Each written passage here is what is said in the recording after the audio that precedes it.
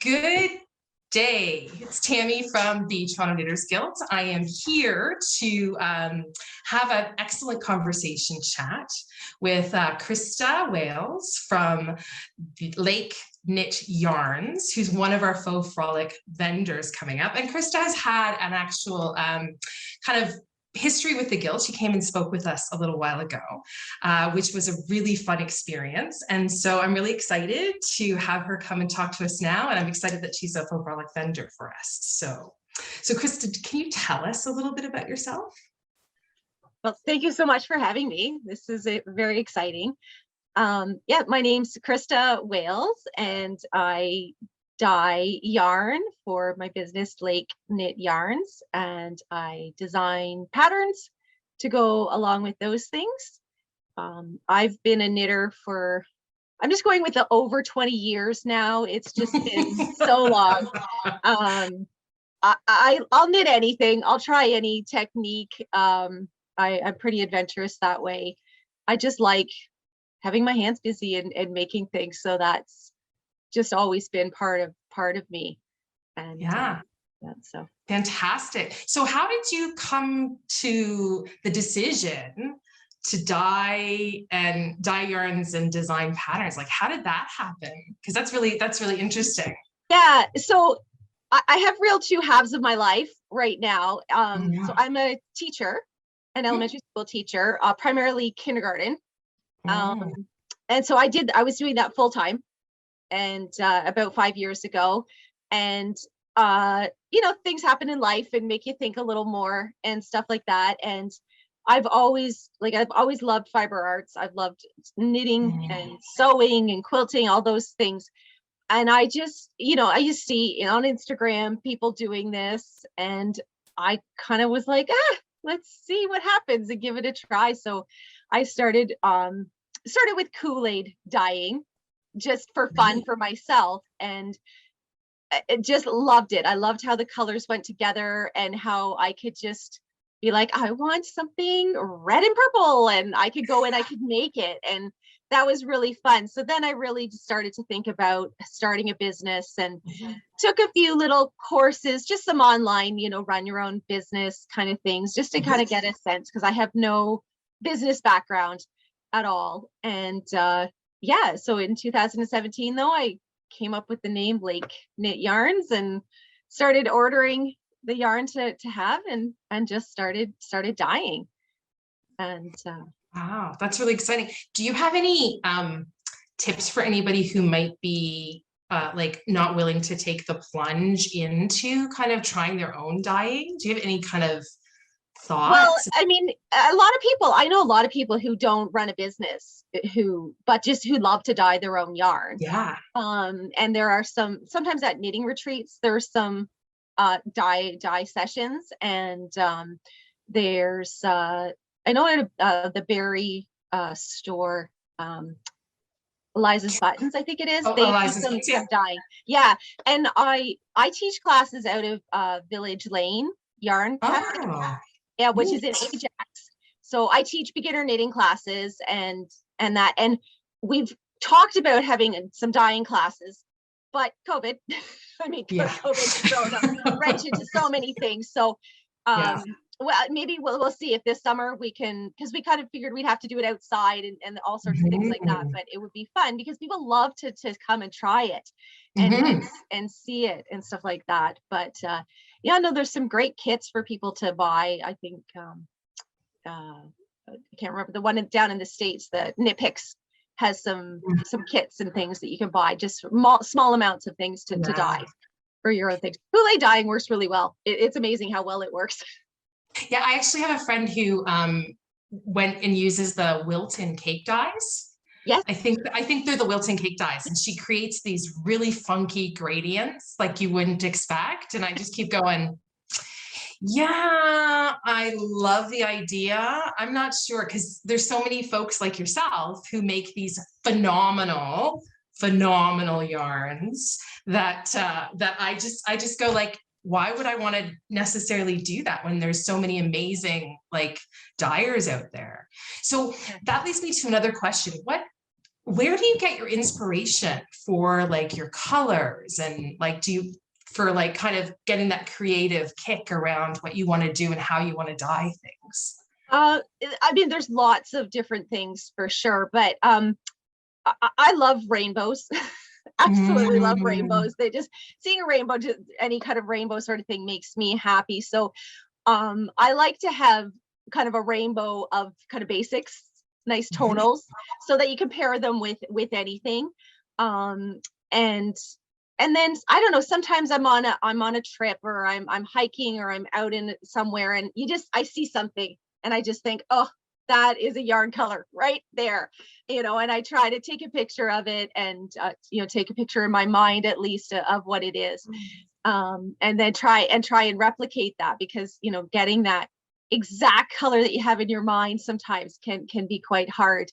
Other times it's more of a mood that I want to, like just something soft and kind of mellow that is not too out there. And then other times I'm just like, oh, what kind of colors can I throw together here, and what kind of craziness can I put together and come out with something that looks really, really neat. So yeah, kind of all over the place, but it sounds like a really great creative outlet for folks who want to dabble and try, but also it kind of gives us an idea too of where some of your colors come from, which is really, really fun. And then, I feel like a mad scientist, like, because I mean, before we have to wear masks everywhere, I've got the big mask on because I'm using the powders and things like that. So I want to be really safe. So, I'm mixing up the powder. So I got my big mask on, I've got my gloves on, and I've got my measuring spoons and my cups and my things, because I do like to try and do repeatable colorways as well. I feel like that's something important for me. And there's both dyers. There's the ones who are like, I wing it all the time. And people love that. And I have one, once I settle onto something, I like to be able to repeat it so I can keep doing it, so that, somebody says, I want a sweater quantity in that. I'm like, yes, I can get you a sweater quantity in that. So that's fantastic. It's nice to have that. And I note that some dyers that I know of, some independent indie dyers, they do tend to either do small batches, or they might have like the repeatable colorways, but then also kind of do that fun little bit on the side, which is kind of like the crazy. I can just see you with like this big mask on and your big gloves, and like it just sounds like it would be like a really fun experience to kind of like get all geared up, right, with your PPE. Now we all know what PPE is, right? You get all geared up, and then you're like, okay, I'm gonna put this color in and this color and this. It sounds like a lot of fun. Track of it though, as you do it too, is it's that both that creative part of it, but then that meticulous. Okay, I use this much powder to this much water to in this, and how much yarn did I have in the pan and stuff to be able to get it to that, to be able to repeat that. So where do you actually do your dyeing? Like, do you have a separate space for it, or is it something like you do in your kitchen sink, or like where? I do it in my laundry room. Wow. Yeah. When we moved into this house, we did a lot of work in our place that we moved into, and when we were finishing off the laundry room area, we put a countertop in and cupboards and stuff, and they were just kind of there. So when I went to start dyeing, I kind of already had a workspace. So I've got my laundry sink right beside me. I've got a countertop, and now I've added some tables. So I have 3 burners. I can have 3 burners going at a time, with 3, so I can have like 12 to 16 skeins going at a time in the pans, and mix things up. And yeah, my house smells like wet sheep sometimes. Drive my kids and my husband crazy a little bit. Open all the windows, let it air out. But right, it's a bit of a dedicated space. We don't do laundry and yarn dyeing at the same time. We were like, okay, today's a laundry day. We're not doing any yarn dyeing. I can only imagine how it might get confusing, and some of your socks might end up being like a different color because of the mix up. Oh wait, was that supposed to be? So far, I've never gotten any dye powders onto things that it shouldn't be on. That's really interesting. So what's the largest quantity of yarn you've dyed? I did a yarn subscription box Okay. For, I don't think they're running anymore, this thing, but I think I had to do 250 skeins. Yeah. Of three different, I can't remember if that was the total number or there was 3 different colors. It was huge. It was a huge, huge thing. So it took me days. Yeah. Days. And one of them was red, and reds are so tricky. And I'm so particular with my reds because people don't want to get a red and have it bleed. Yeah. It's the worst. That's the worst thing. So sometimes the reds they're my nemesis sometimes because I do it exactly the same, and I put it into the water and I pull it out and think there's pink water. So back in the pots it has to go. Sometimes I have to heat it 3 times to get it, the red color to stay. But then I can send it off knowing that it's not going to bleed on anything. Yeah, I can imagine that must be a concern for dyers, right? Because and then for AV dyers, that's, it's a big thing. It can be a big thing, but I really try to make sure it's not going to happen. But every now and then do you do a subscription box? Do you do a monthly kind of sale thing or no? At this point in time, no, I don't. It's something I've thought about. I mean, COVID has really thrown things for a loop too. Because I have my teaching job, teaching kindergarten through the pandemic, there was a lot of people who I have, lots of friends who are dyers and they do this full time. And so there was all those difficulties financially for people, anybody, like so many different industries. I just kind of took a step back a bit from the yarn dyeing, and supported the local yarn store too. Like most of my sales through COVID have been through Village Lane, because I want them to be there. I want them to still be there. So I didn't do a lot of promotion or anything that way, and it just kind of kept stocking my stuff through them and hoping that when everything settles down, all my friends who dye yarn are still out there doing it and stuff. So it's been a bit of an interesting time through COVID, but now everything's starting to relax and come back. So I was kind of like, okay, I'm gonna step it up again and nice. Start to go forward with it.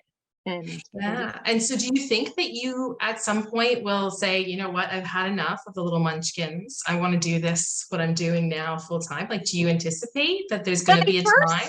When I first started, it was kind of do a 5-year thing and see where I was at in 5 years. I mean, this is now year 5 with 2 full years of COVID in there. So I go back and forth now.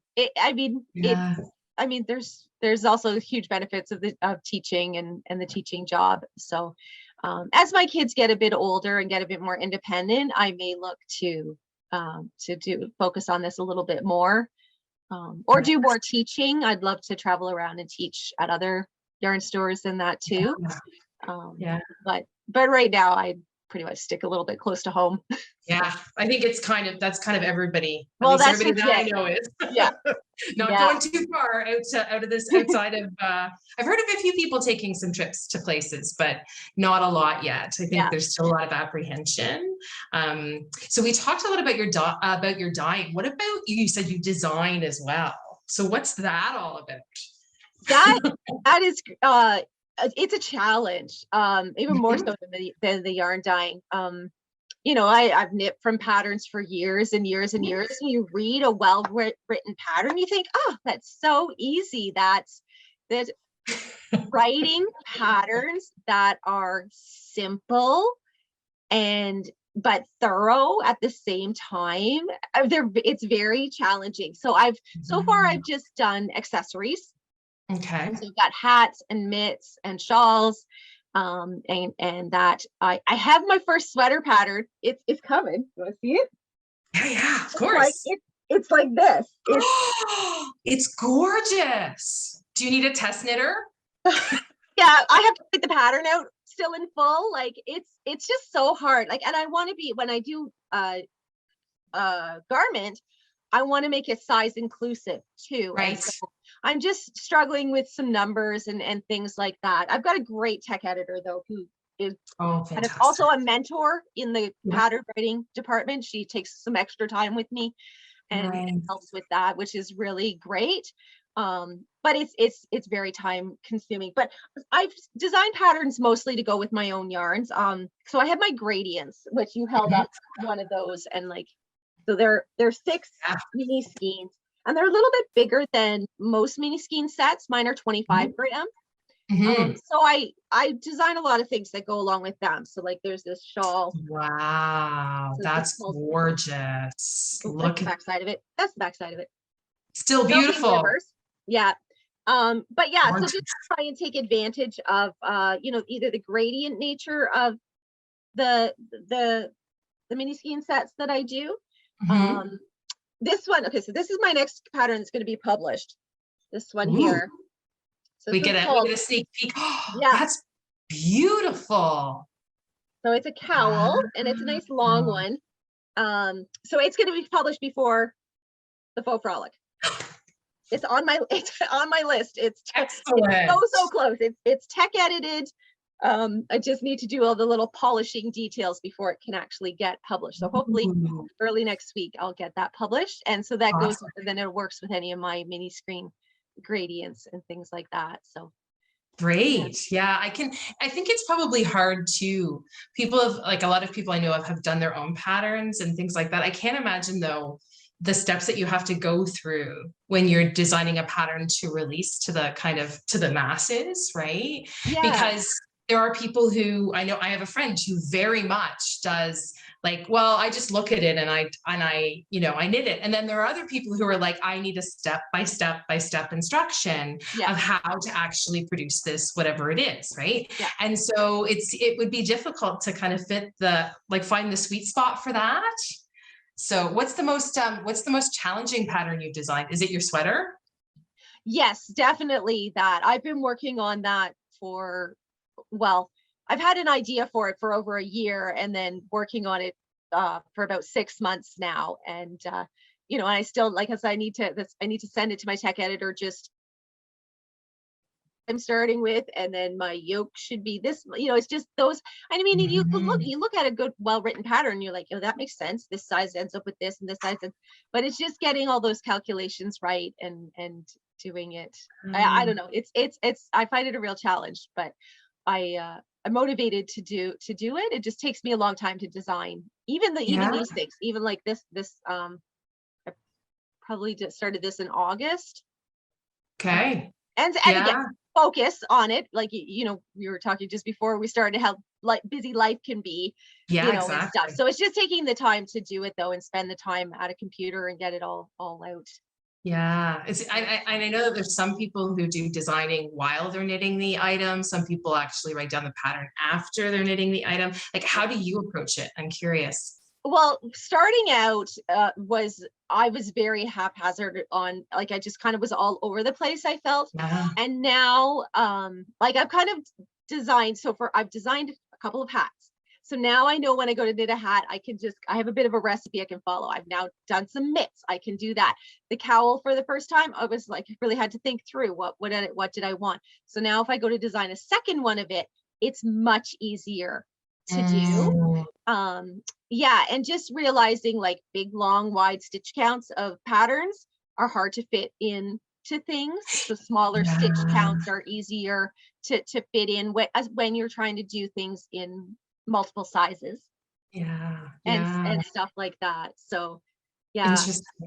And I know that I can't speak for everyone, but I know I've encountered some not well-written patterns, and the level of frustration associated with that is a lot. So I think that it's great that you're taking the appropriate time to make sure that you feel comfortable releasing the pattern, so that people don't get frustrated and say, no, I'm not knitting this, or get halfway through it and say, forget it, I can't with this, right? So it's really nice of you and diligent of you to try and I try, and that's it every now and then. Even this, you publish something and then somebody messages you and you look back at it and go, what, how did I miss that? And have it tech edited and test knit and all of those things, but it's still, you sometimes miss things sometimes, but yeah. And is the yarn that you're knitting with for your sweater pattern your yarn? Did you dye it yourself? Yeah, so it's kind of based off of this gradient here, which is one of my new gradients. This one's called Pixie Moon. And so Nice. one of my things that I want to get done, and this is not happening before the frolic at all, but I want to do sweater kits. Yeah. So it's going to have, so these are 25 grams. So the sweater kits are probably going to have 55 gram skeins. And then, or actually kind of this way. And then the darkest one is going to be a full skein. Okay. And then you can add on the dark skeins to get enough for your size, for your sweater size. So, but I need a lot of calculations I need to do out for that too. And just get a couple more and get some more samples. Again, photographing the yarn and getting it listed up. Dyeing's the easy part in a way. Like it's all the other parts that are, it's just finding the time to do them and to do its other pieces. Yeah, it's hard being a one person kind of right. Like, and do you pull any of your kids or your significant other into helping with any of these things, or is it just you? It's usually just me. My husband's really great with taking the kids and going and doing keeping them busy and occupied. My daughter's 11 and it was really cute. I taught her to knit a couple years ago and she kind of did a little bit and then she put it away. She hasn't touched it and I don't push it because I figure if you push it then they're going to resist. Well, just about 2 weeks ago she's like, Mommy, can you teach me how to knit again? And so we sat down and she's left-handed and I'm right-handed. Interesting. But through some of the teaching that I've done at the yarn store, I thought I'm going to teach her to knit continental. Because I'm a thrower when I do it and that, but I do know how to do it continental enough to show somebody how to do it. So I showed her that. Well, she's just taken off on it. And so every day she's like, how much I knit? And so she's just starting to get into it. So I think in another year or two, she'd be more than happy to help me out with doing things. Absolutely. Yeah. And then the question will be, is the help really help? Right? Or is it not quite help? So I see you have these lovely, I think they're gnomes behind you. Yes. I have a whole collection of gnomes. So, do you know Sarah Shira of Imagined Landscapes? I think so. Okay. I have friends who love gnomes. Okay, so so there's a gnome obsession happening. So she's been designing gnomes for a few years, and she does mystery knit along every couple of months. And then this year she already had 12 gnome patterns published. So she was going to do a year of gnomes, and gonna knit a gnome each month. So this is my February gnome. Lovely. He's a worsted weight one. And then this is a little fingering weight one using Dover's for one of the mini skein sets. Sarah's just going to be publishing a new mystery knit along starting in May. And I've got kits for that. Oh, fantastic. Absolutely fantastic. Folks will love that. Yeah. So, and it's perfect because the faux frolic's close to the end of April, so that folks will be able to get it in time to start May. So here's one, because it's going to be a color work gnome. And this is, see the sparkle in this? Does it show up? Oh, yeah, I can see it. Yeah. So a little sparkly beard for that one. Lovely. Was kind of going real contrast with the pink and the black and yeah, pink is great. I have a pink allergy, actually, so I will not be buying the pink gnome set. But some people. Funny, I never used to be a pink person, and for some reason this spring, pink is just calling my name. I don't know why. Ooh, that's nice. The red and gray and the white. So these come gnomes. They're so cute. That's fantastic. It must be so much fun to be able to say, I want to knit with this color today. I'm going to go and make myself yarn in this color, and then be able to just leave it on like that. That to me sounds like a lot of fun. Yeah. I've always wanted to do a Advent set. Yes. But in the fall, it never happened. So I've been dyeing up rainbow Advent sets. So I've got a whole bunch of these ready to go. Yay, that's awesome. So those are going to be listed up. And then I've got another color.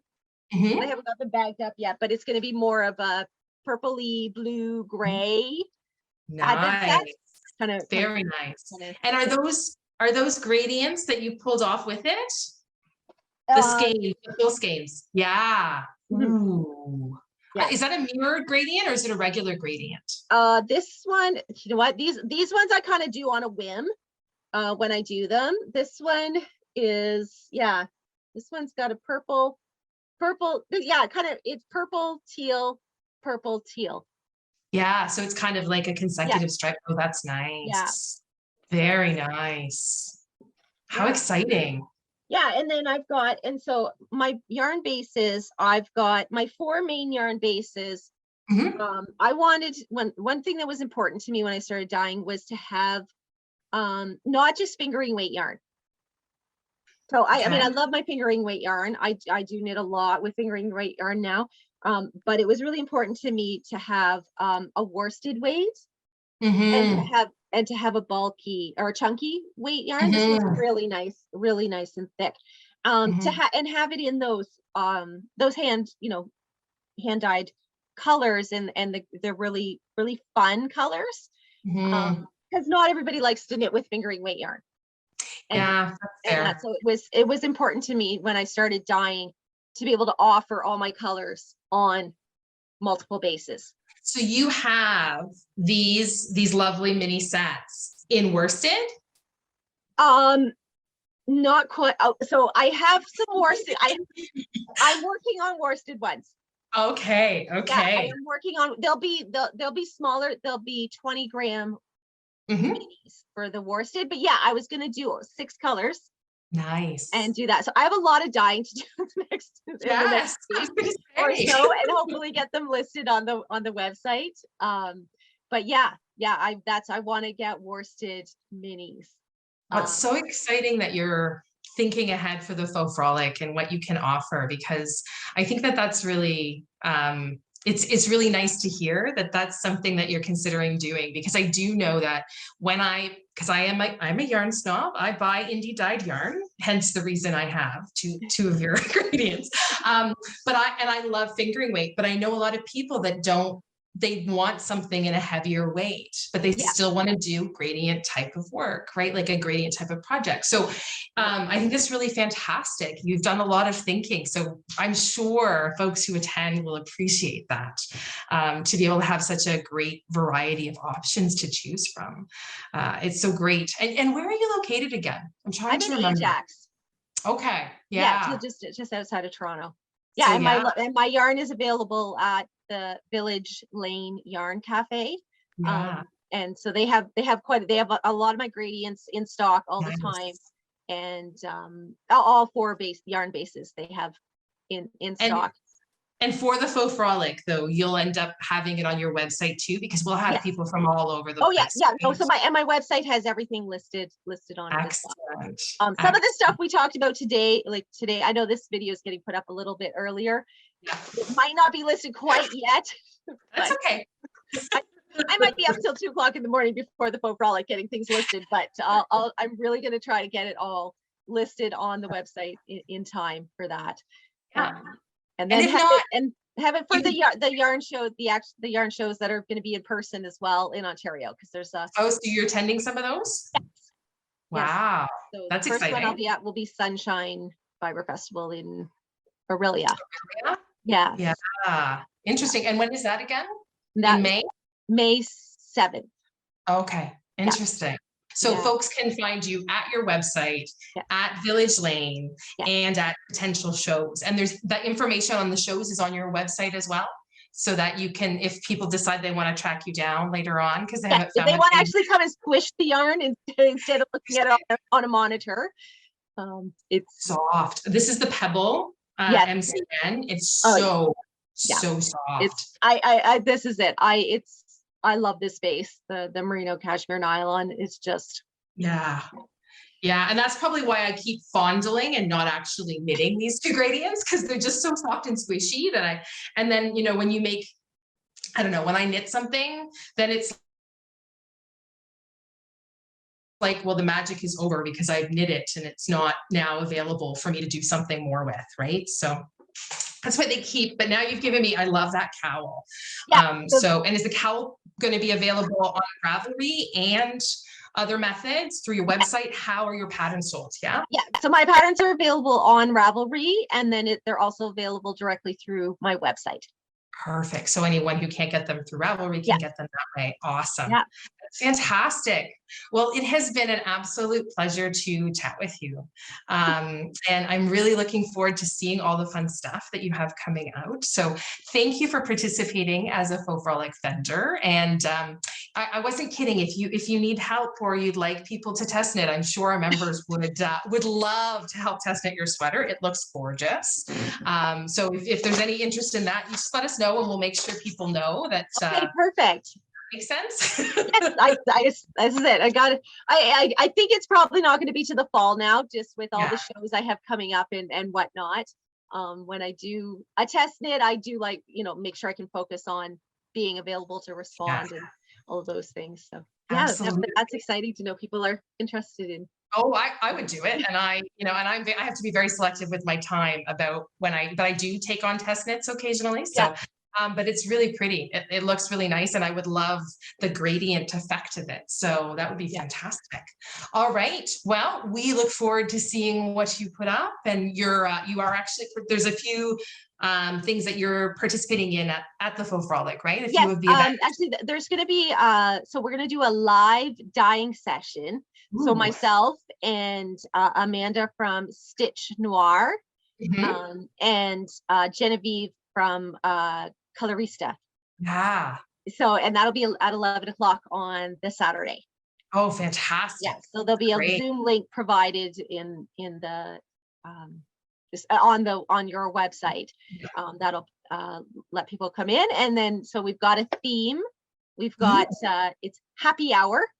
Nice. Very nice. So we're gonna pick an inspiration photo and then we're each gonna kind of dye from our inspiration photo and see what interesting things we end up with. And then the yarns are going to be available on Sunday. Oh, so you're actually going to sell the yarns that you dyed the day before? Yeah, we're gonna all try to get them dried really quickly and photographed and get them up. Yeah. You're so ambitious, but good. That's so fun. Excellent. Yeah. All right. Well, thank you so much for your time and for chatting with us. I really appreciate it. And we look forward to seeing more of your fun creations come to life and us being able to purchase them. So thanks so much. All right. Thank you. Okay.